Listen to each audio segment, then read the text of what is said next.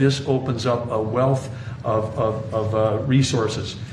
In addition, there's going to be an announcement made later today that is part of this announcement that the Department of War, the United States government, is making an investment in Trilogy Minerals. They're one of the companies that has mining claims in this area that is a remote wilderness right now. And again, making that investment so we can make sure that we're securing these critical mineral supplies, and that ownership in that company will benefit the American people. With that, I'll kick it over to Chris Wright.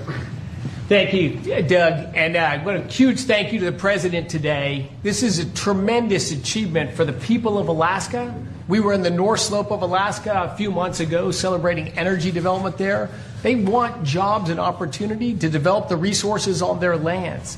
This is another major step forward. We say energy is the lifeblood of society, the circulatory system. Minerals and metals, they're the skeletal infrastructure, the physical upholding of everything we do. Everywhere we walk and operate, your cameras, everything you hold are made out of metals and minerals. President Biden thought it was appropriate to offshore both of these industries outside of our country. That has not left us in a strong place. President Trump, in his first term and even more strongly in his second term, is bringing those industries back to our country.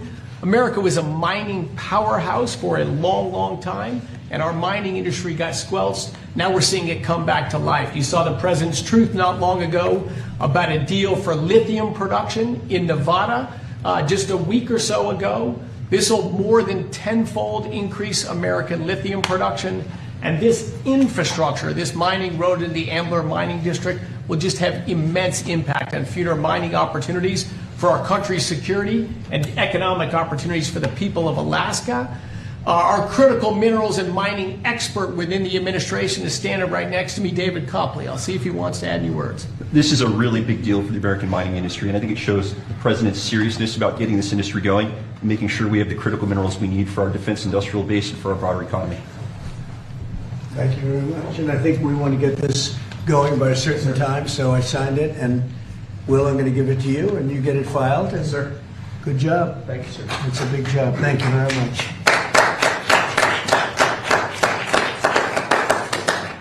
So we created a great deal of wealth for that part of the world and that part of our country by doing this long, very difficult road to build, and we'll be talking about that sometime later. But it's a great deal for our country. It's a great deal for the people of our country and for the taxpayers of our country.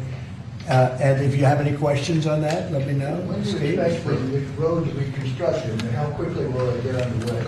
Well, this road is an industrial road. It'll have ownership. It'll likely be split between the state of Alaska, the federal government, and the Native Alaska corporations.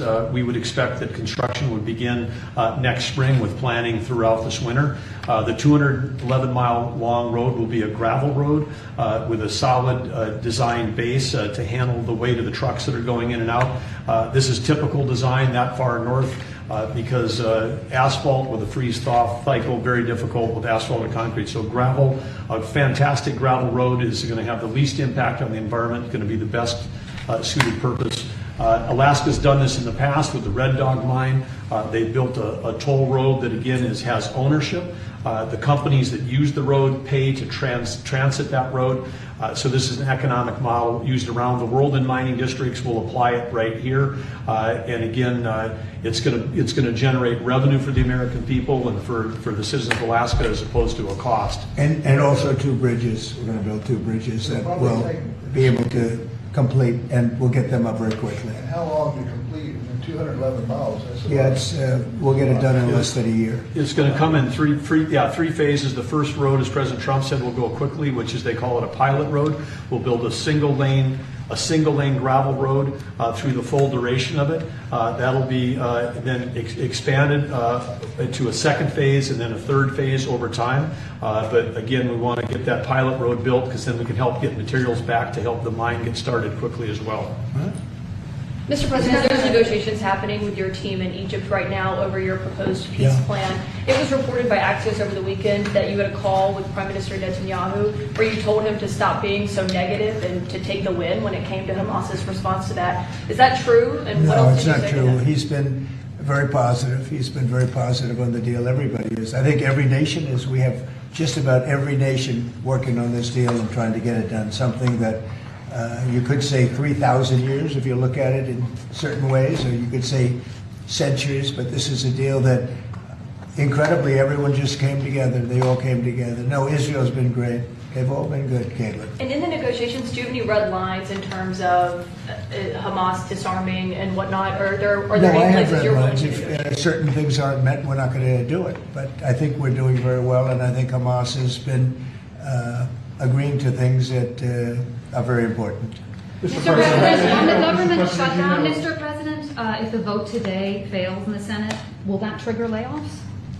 It could, at some point it will, and the Democrats are the ones that started this, and if you think about it, it's about health care to a large extent. It's about, we want great health care for people. We don't want to give the money away to other people that come pouring into our country, and they've already poured because nobody's coming into our country. Now we have the border totally stopped. In fact, numbers we just announced again, we're at another 0. So we have 0 for 4 months in a row. 0 people coming into our country illegally. That's a pretty good number. I'm not sure even I can believe that, Doug, if you want to know the truth. 0. We went from millions of people to 0, but it's pretty close to that number. And the way you stop them is not to give away, not to announce that you're giving everybody free health care, free this and that, but what that does, it affects the American people, because the American people are unable to get good health care. Obamacare has been a wreck, as you know, and to do that, we have to keep it propped up and do the best you can with it. It's a mess. But a lot of things are going on in that. We talk about Hamas, then we talk about negotiations that we have going on right now. We have a negotiation going on right now with the Democrats that could lead to very good things. What kind of are you And speaking I'm directly talking to about good Democratic things with leaders? regard to health care. Are you speaking with Democratic leaders? What kind of negotiations? Well, I don't want to are say going on that. with I don't want to say Democrats? that. But we are speaking with the Democrats, and some very good things could happen with respect to health care. Would you make a deal with them on the ACA subsidies? If we made the right deal, I'd make a deal, sure. So you would be willing I mean, to- you have right now subsidies. You have subsidies. That's the problem with Obamacare. The subsidies are so much. It's billions and billions of dollars is being wasted. And we can have a much better health care than we have right now. And we're talking to them. I mean, I'm not saying that's going to happen, because this has also been going on, not for 3,000 years, but it's been going on for a long time. But yeah, But we're you would talking to the Democrats. you would work to make a deal with them on I'd like to Obamacare see a deal subsidies made for to great reopen health care. the- to Yeah, reopen I want government? to see great health. I'm a Republican, but I want to see health care much more so than the So, Democrats. Mr. President, on all of this, as you know, the American people are experiencing a lot of pain with any kind of government shutdown. And while you're dealing with Democrats, and of course Republicans are standing their ground, what is your message directly to the American people who may encounter some of this pain and despair? How do you give them hope? Well, up till now, there hasn't been a great deal of pain. There could be a great deal of pain, but up till now, there hasn't been. I will say this, just hang in there, because I think a lot of good things are going to happen. That's all I can say. I mean, I think a lot of good things could happen, and that could also pertain to health care. A follow-up question. We have seen a surge in attacks on ICE agents across the country, including the shooting in Dallas and over the weekend in Chicago. We saw 10 cars boxing in on ICE agents and another one ramming into an ICE vehicle. Yeah. We have heard Secretary Noem saying that some of these attackers are actually organized and they're planning to kill True. and ambush these officers. Right. What are the consequences for these? Very severe. We're going to have very severe. We're going to find out who's going after our federal agents. So when you look at Chicago, they've had probably 50 murders in the last 6 or 7 months, 8 months. Many, many people shot, like 30, 40, 50 people shot. Didn't die, but they've been shot. It's like a war zone. And then I listen to the governor and the mayor get up and say how they have it under control. They don't. It's probably worse than almost any city in the world. You could go to Afghanistan. You can go to a lot of different places, and they probably marvel at how much crime we have. Then you go to Memphis, where we are right now. Now, it's just like in Washington, D.C. right now. You people know better than I do, because you have to live right inside. And so many of the press have come to me, they've said, I can't believe it, it's changed so much. We have a safe city in Washington. Memphis will very soon have a safe city. Chicago can be very, very safe. It's going to be very safe. But Chicago is going to be very safe. And you say, why is it that a governor wouldn't accept free help from regardless? I mean, whether it's National Guard or the military or anybody. I mean, if women raped and beaten and knocked to hell, and the same with men where they're being shot all over the place in large numbers. I mean, we had a week in Chicago where 11 people were murdered and 38 people were shot. And then we have a governor get up and say, oh, it's safe, we can handle it. He can't handle it. He's an incompetent guy. That's why they threw him out of the family business. They threw him out. I knew the family business very well, and they threw him out, and now he's a governor. And he should say, we love to have a safer place. Chicago's a great city potentially. You know, I told you, the head of the Union Pacific Railroad said, sir, save Chicago. It's a great city. It's going to be lost if you don't do it.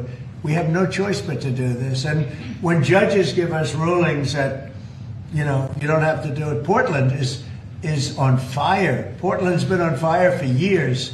And not so much saving it. We have to save something else, because I think that's all insurrection. I really think that's really criminal insurrection. So I appreciate the question. These are unsafe places. We're going to make them safe. So you see what's going on in Memphis. Not pretty, but you know what? We're doing a pretty job, because it's going to be a very safe place in a little while. And the people of Memphis are so happy that we're there. And the people of Chicago. So you have black women with MAGA hats on in Chicago, all over the place. They want the guard to come in, or they don't care who comes in. They just want to be safe. And they really don't care. You know, there was one woman, she was great today. She said, you know what? I don't care if it's the National Guard, the Army, the Marines, the Air Force. I don't care who comes in, as long as we're safe. And that's the way most of the public feels. We're going to make Chicago really great again. And we're going to stop this crime. Then we're going to go to another one, and we're going to go city by city. We're going to have safe cities. And it was so great that we started with our nation's capital, one of the worst. I mean, so many people, every week, somebody was killed. They'd come from Iowa, they'd come from Indiana. They want to see the Jefferson Memorial, the Lincoln Memorial. They want to see something, and they'd get shot. And you'd call their parents, I'm sorry, but your son is dead. And they go, what do you mean he's dead? Came to Washington, D.C. Not anymore. That's not happening anymore. We have a safe place. We have a safe capital.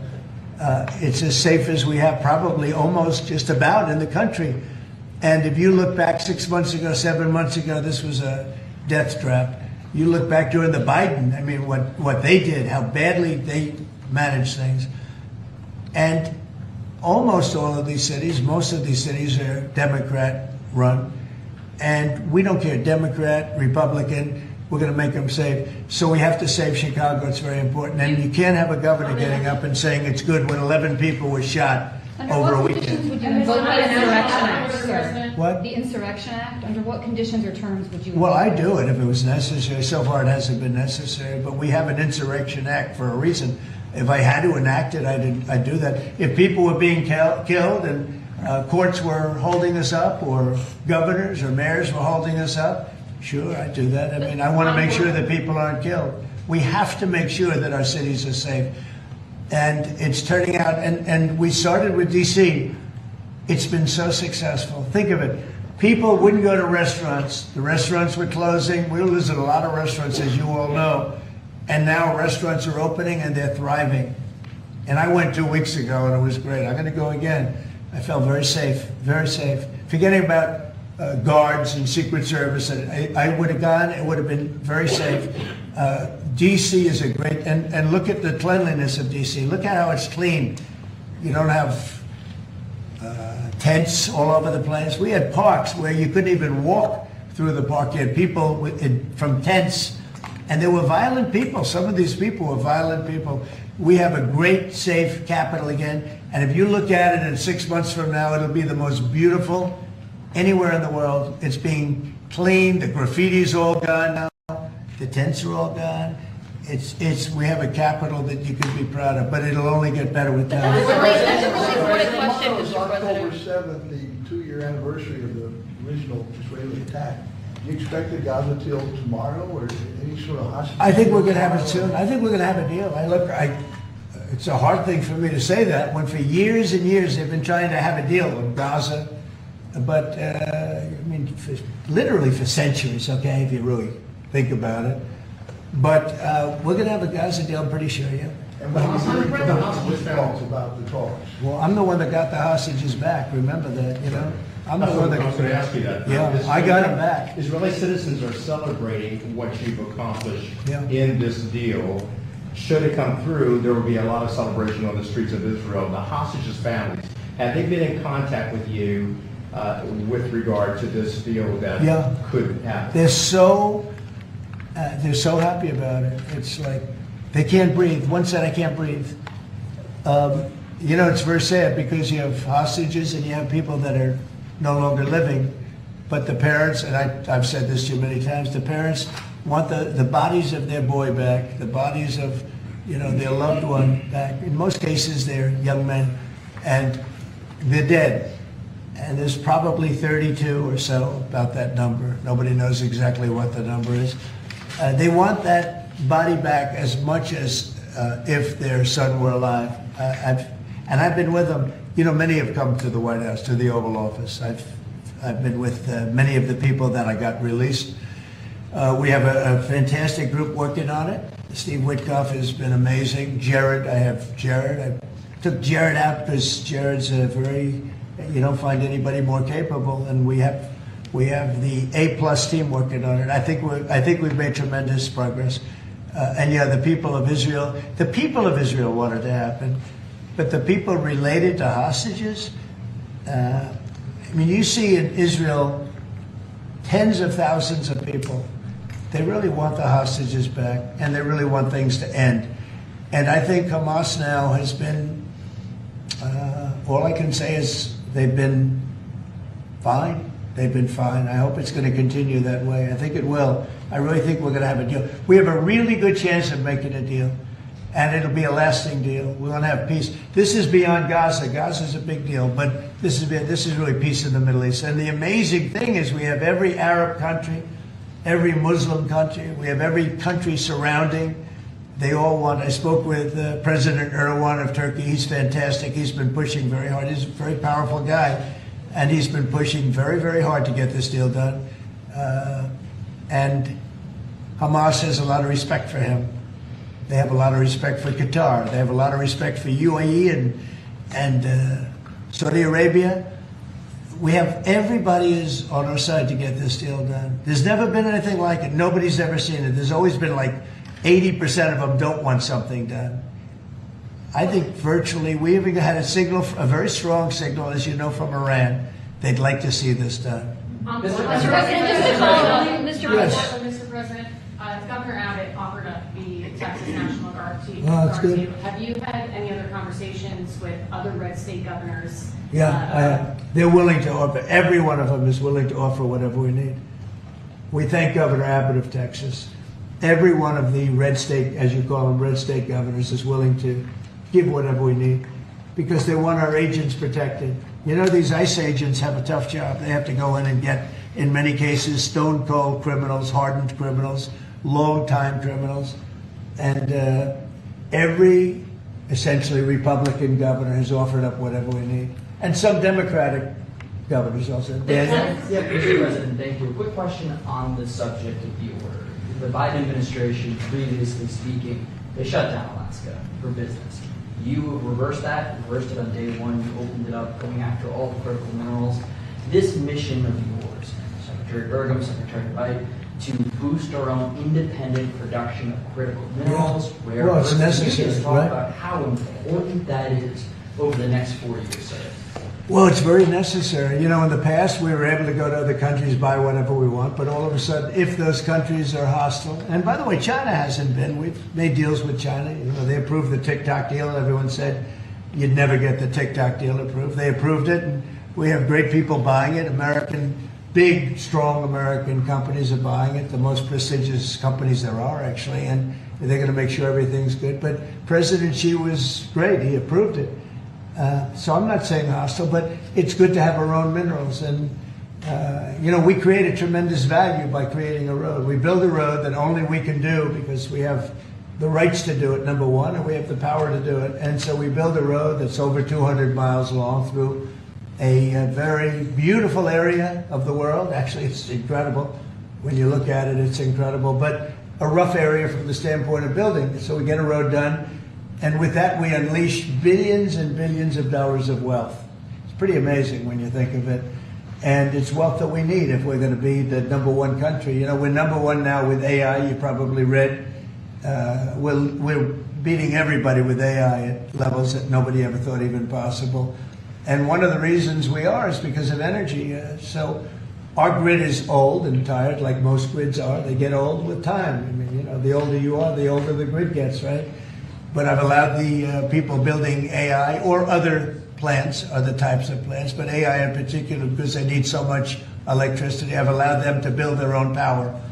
And it's been amazing. They're building massive plants, and with the plant, they're building their own electricity. They've become a utility in a sense. I said, maybe you'll do better with the utility than you do with the AI. I don't know. But we're letting them build their own electricity. So we don't have to worry about the grid. We don't have to worry about anything. And they're going to build it in such a way that if they have excess capacity, they're going to put it back into the grid. It's pretty amazing. So when they build, we're giving them permits to build their own electric power plants, and it's incredible when you see what they're doing. And because of that and other things that we're doing, we're leading every country. Nobody's even close to us with AI. And AI seems to be the big thing. I don't know. I can't tell you that. There are a lot of people building, and a lot of people have high stock prices because of AI. So a lot of people think it's great stuff. And I think it's great stuff. I look at it, it's amazing what it can do. In terms of medical costs, in terms of knowledge, it's basically information, and information at a level that nobody thought possible before. So we'll see. But they're building plants where you saw the one overlay that I did where, in this case it's Meta, one of their plants is essentially almost the size of Manhattan. And that's a building, it's a building that covers Manhattan.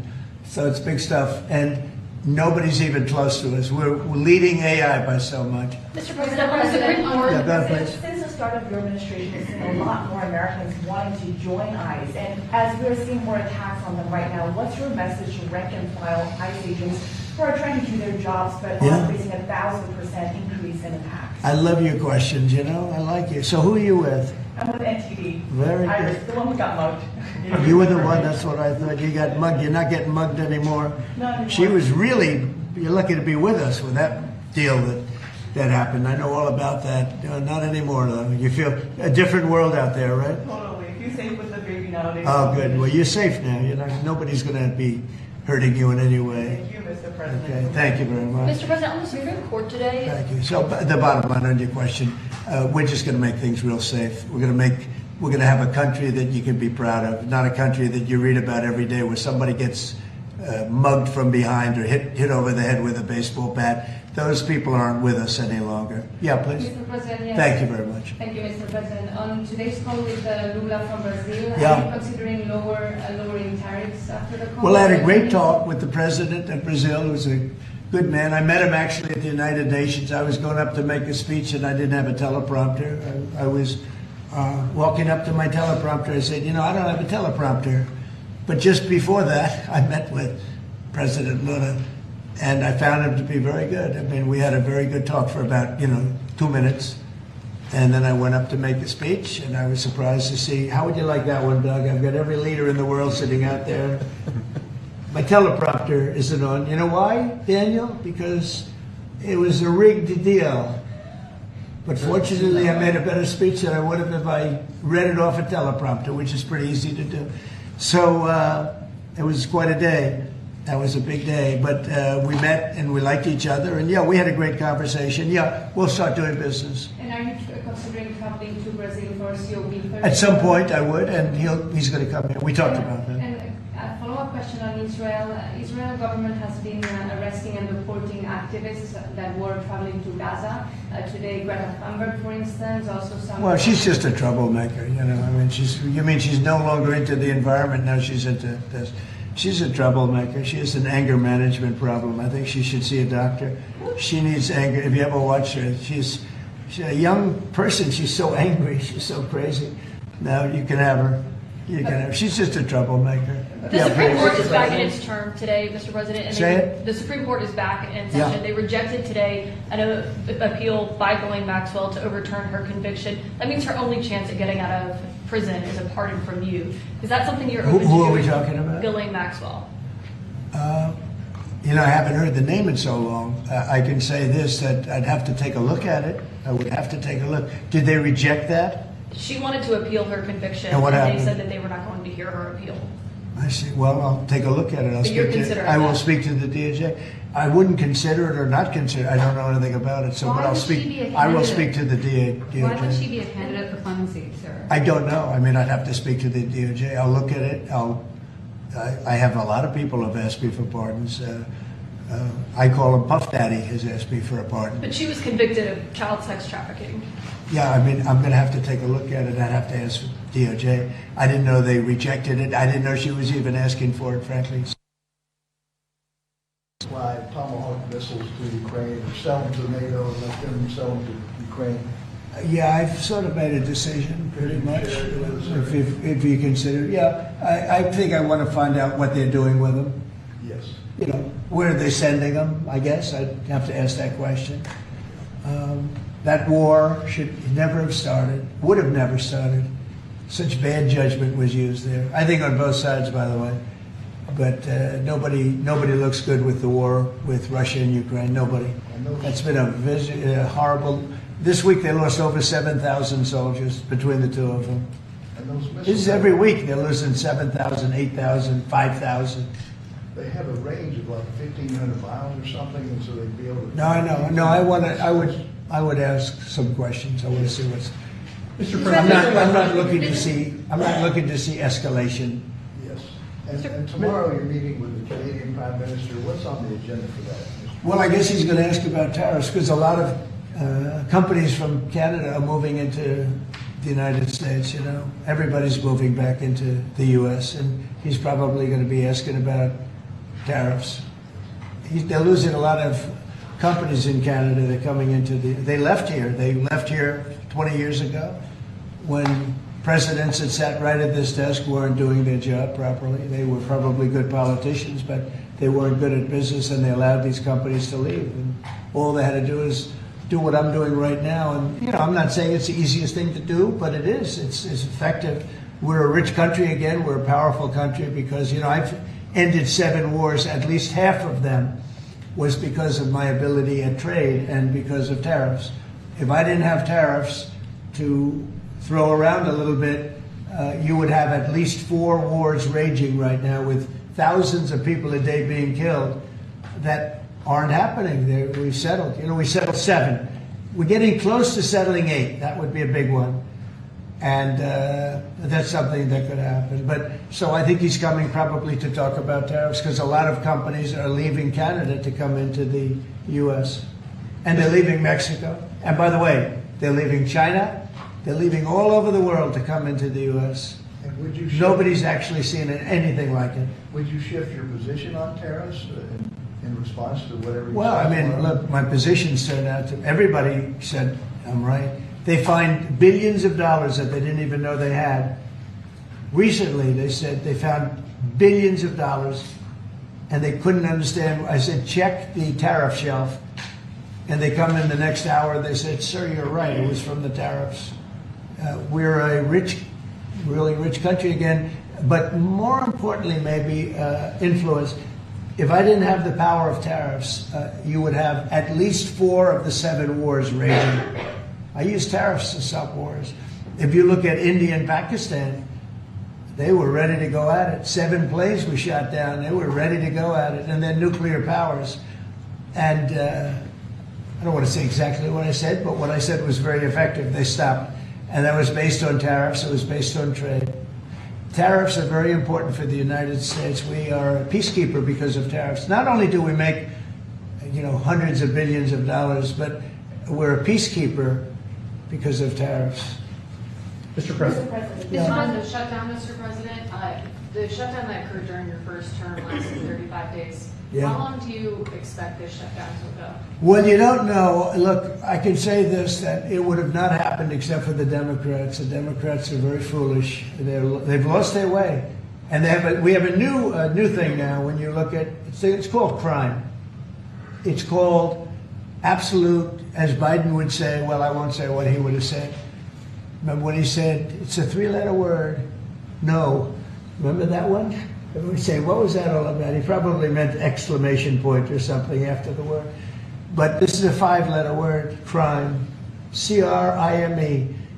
And we want to put it out and are putting it out, and they don't. They don't seem to care about it, but they do care. I believe that Pritzker and this mayor of Chicago that like to say about they don't have it under control. Not only is it not under control, it's the opposite. And I believe they're afraid, they're scared for their lives. I believe that the Portland people are scared. You look at what's happened with Portland over the years, it's a burning hellhole.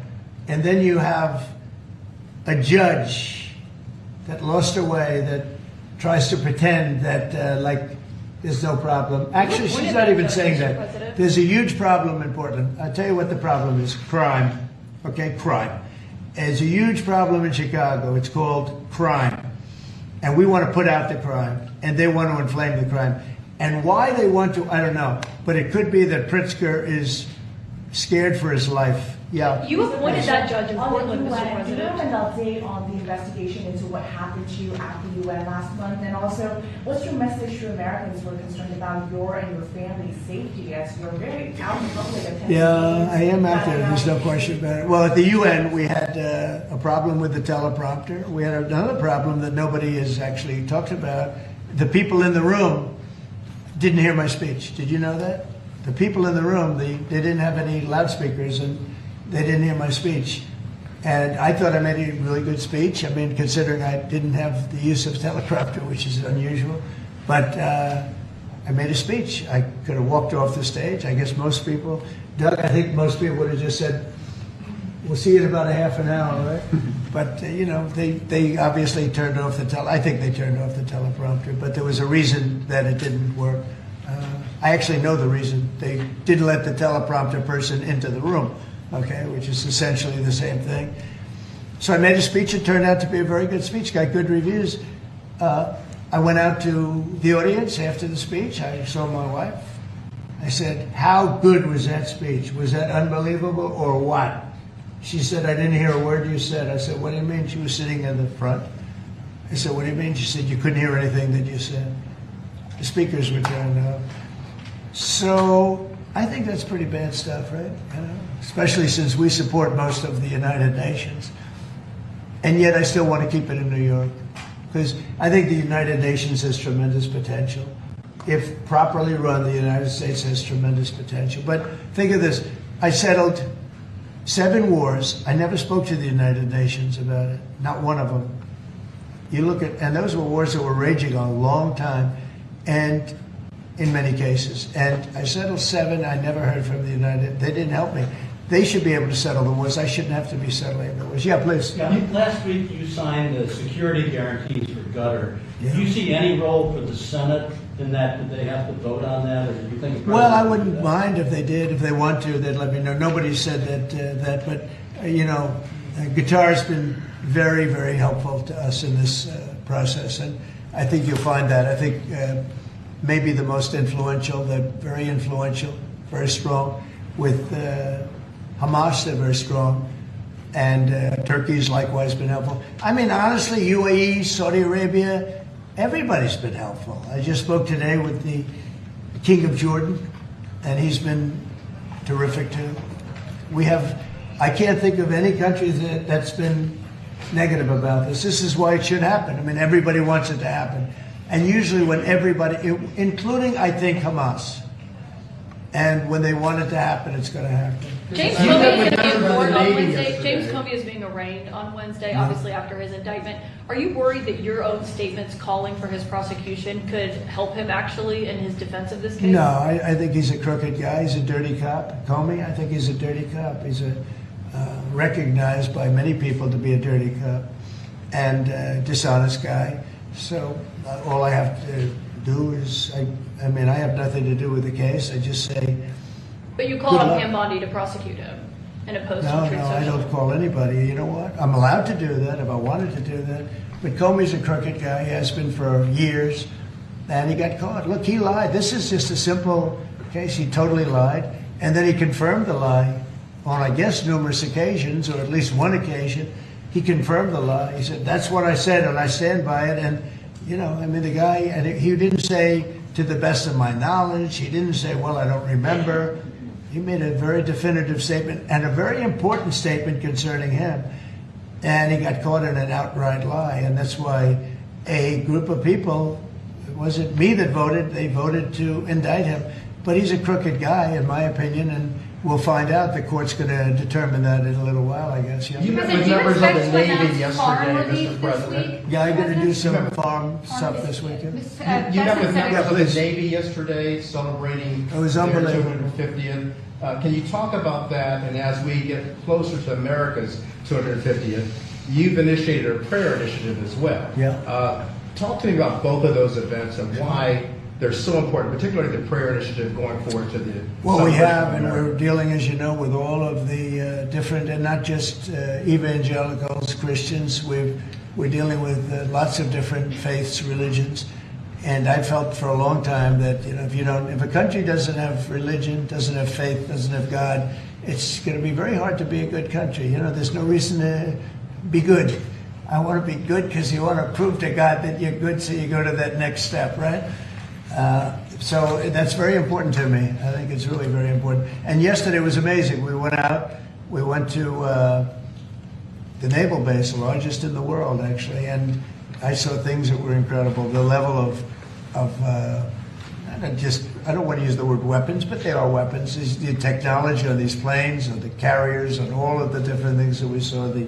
They gave us missile displays. They did the whole. I don't think they've ever done anything like it, but it was really impressive. And the talent of the pilots, where they can land. You know, the aircraft carriers look massive, but when you put them in the middle of like the Atlantic, or in this case, pretty far off the coast of Virginia, and it's sitting in a big ocean, and it was pretty calm yesterday, but it's still a little bit testy, right? Yeah. And you'd have these guys land right on a thing and come to a sudden screeching halt, and they're really something. They were taking off yesterday, and they look over, "Yes, sir," and then you see them, and you see them just get ripped back into the seat because the G-forces are so great. And actually, if you're not in great shape, because they were doing maneuvers that were incredible yesterday, and the admirals were explaining that if you're not in really good shape, you don't make it because you pass out. You know, these guys, and women, I met some women pilots that I mean, it's incredible what they're able to do. So we saw something that was great, and you saw the spirit, because we had for a couple of thousand, I think they had probably 22,000, largely sailors, all dressed in the most beautiful white. There wasn't a spot on any of those uniforms. I looked at them, it was just a wave of white. And it was a great crowd and great reception. So, you know, getting back to a very important question that was asked, when you go back a year ago, people weren't joining the armed forces. They weren't joining the Army, Navy, Air Force, Marines, the Coast Guard, Air Force. If you look at, you know, any of them, they weren't joining Space Force. And now we're setting records, recruitment. And that goes for the police and fire. Now they want to be policemen, they want to be firemen. And firemen, people don't mention them, they're incredible. I know so many of them, they're brave as hell. I wouldn't want to do it, I'll tell you. But they weren't able to recruit. The police weren't able to recruit.